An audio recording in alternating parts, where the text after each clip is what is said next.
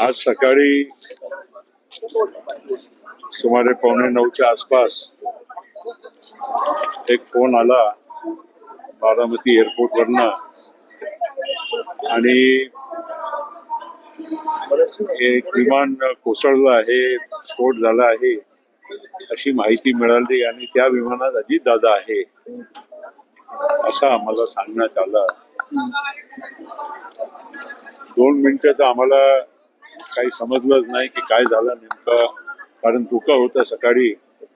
आणि असंही सांगितलं गेलं की ती 2 गिरट्या विमानतळाच्या वर मारल्यानंतर त्यांना तिसऱ्यांदा लँडिंगची परवानगी मिळाली आणि परवानगी तेव्हा मिळाली तेव्हा पायलटनी सांगितलं की मला आता धावपट्टी दिसत आहे.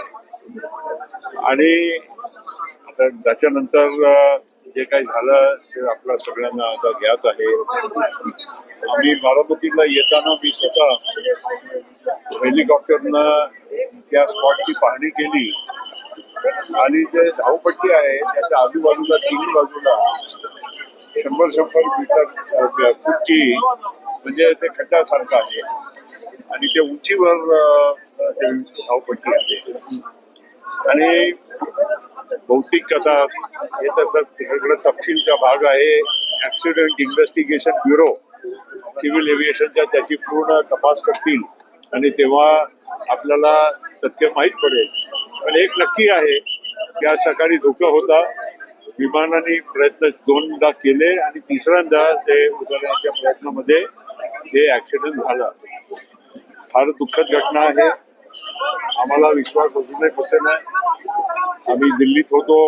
सुनेत्राव पवार वहिनी पण दिल्लीला होते, पार्थ पवारही दिल्लीला होते, सुप्रियाताई पण दिल्लीला होते, कारण आज आमच्या संसदेच्या अधिवेशन सुरू होत होतं.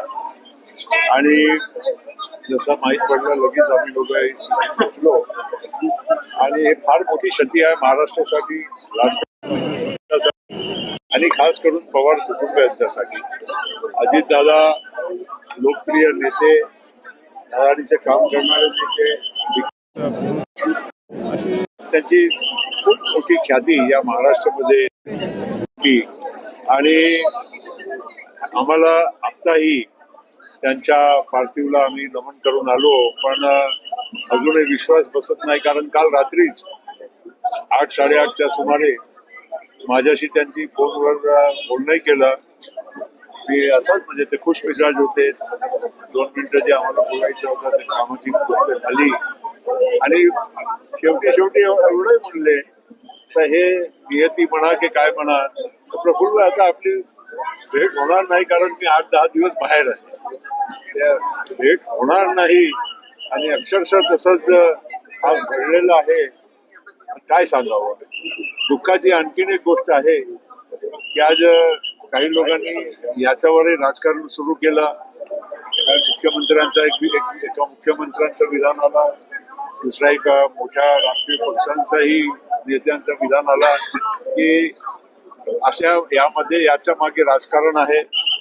आणि तुम्हाला सांगतो की यामध्ये कुठलाही राजकारण दिसत नाही.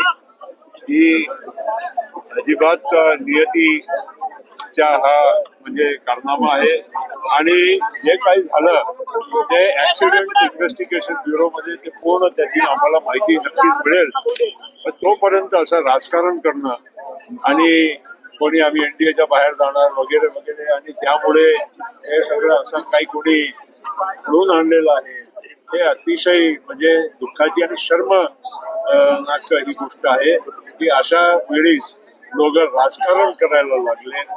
मला फार दुःख आहे आणि मी माझी वेदना आणि माझ्या अभिवादन अजितदादाच्या चरणी मी नतमस्तक